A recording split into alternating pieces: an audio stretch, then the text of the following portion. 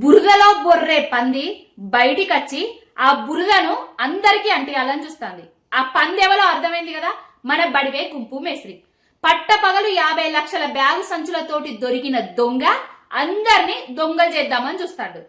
తెలంగాణ గడ్డ కోసం కలబడ్డ నాయకుడు బాపు కేసీఆర్ గారికి, తెలంగాణ గడ్డ కోసం నిలబడ్డ నాయకుడు బాపు కేసీఆర్ గారికి, తెలంగాణ రాష్ట్రం కోసం తన ప్రాణ త్యాగానికి సైతం సిద్ధపడ్డ నాయకుడికి నోటీసులట. దేనికిరా నోటీసులు? ఎవరికిరా నోటీసులు? ఎందుకురా నోటీసులు?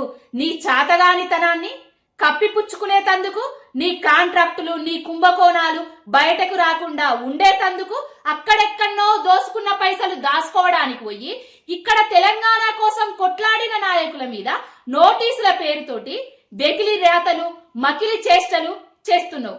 ప్రతిదీ ప్రజలు గమనిస్తున్నారు. బాపు కేసీఆర్ గారికి నోటీసులంటే తెలంగాణ గడ్డకు నోటీసులు, తెలంగాణలో ఉన్న ప్రతి బిడ్డకు నోటీసులు అన్నట్టు లెక్క.